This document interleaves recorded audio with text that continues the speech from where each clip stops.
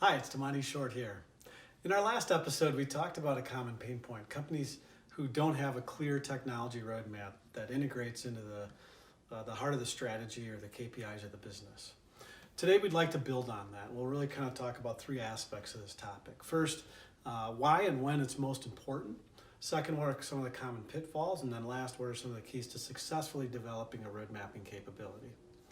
Companies undergoing a critical change event have a unique opportunity to benefit from developing a road mapping capability. It could be that they're embarking on a series of mergers, acquisitions, or some divestiture activity. It could also be a hyper-growth scenario where the company is rapidly growing and they need to be sure that their technology roadmap will allow them to grow in a way that scales and is profitable. Or third, it could be someone is new in role. So it could be a president, a CFO, or a CIO that's in that first year and has a one-time opportunity to really make a mark in the organization by communicating their strategy and the roadmap to realize those strategies. Now, it's important to understand that most road mapping efforts fail. There's a few reasons for that. One, it could be disconnected from a change event. So this is a lot of work, and it needs to be married up to some sort of impetus or platform for change. Second, they're disconnected from the business strategy and oftentimes not understood by people in the organization outside of the technology function.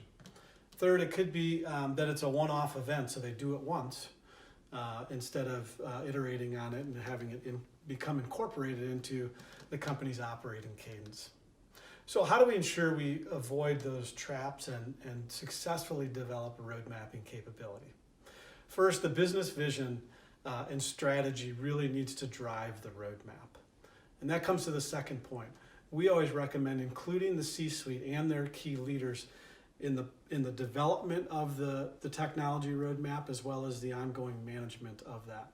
Which really leads to the third point, which is it's got to be an iterative process. So we recommend at a minimum quarterly refreshes, and that helps ensure that all the functions across the business stay engaged. It also helps ensure that as business priorities change, we're adjusting the roadmap accordingly.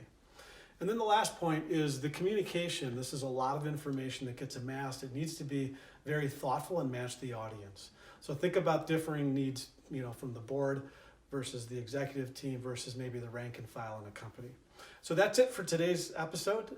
Really look forward to hearing from you and look forward to talking again soon. Thank you.